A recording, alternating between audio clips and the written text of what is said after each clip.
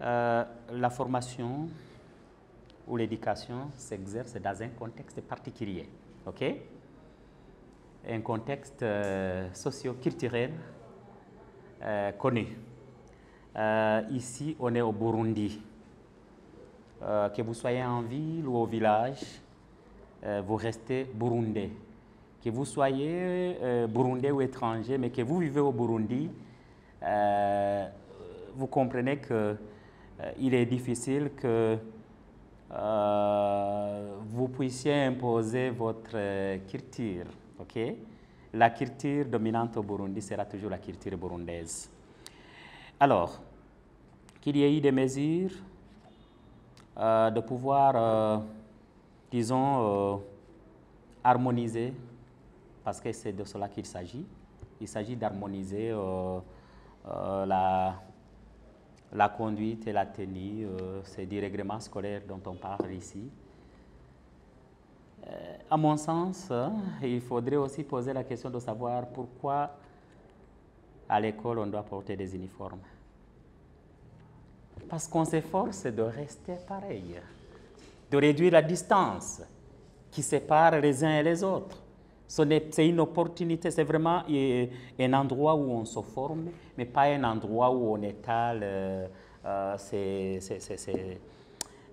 comment dire, ces desiderata. Je dirais même que oui, il y a la liberté, mais qui doit être réglementée en tout cas lorsqu'on rentre à l'école. C'est vraiment le sens même du règlement. Alors, est-ce que cela, disons, a un lien direct avec la réussite ou l'échec? À mon avis, ça évite tout simplement une distraction pour les élèves. C'est un paquet d'activités.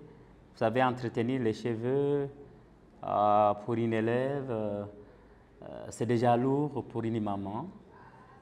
Ça devient encore lourd pour une élève qui a encore d'autres préoccupations à faire. Et à mon sens, c'est plutôt une question qui ne devait plus faire le débat.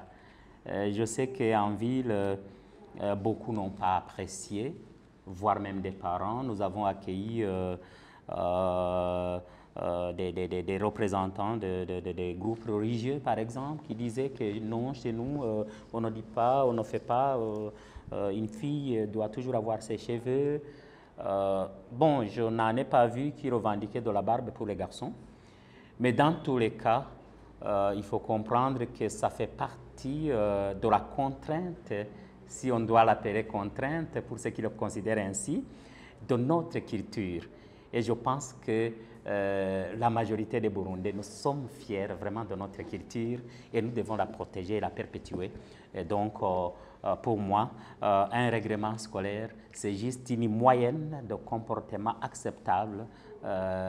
Ça peut ne pas influencer la réussite, comme on le dit, parce que ce n'était pas une mesure, je vais dire, destinée à stimuler la réussite. Non, ce n'est pas une mesure pédagogique, mais c'est plutôt culturel et ça rentre dans le règlement scolaire.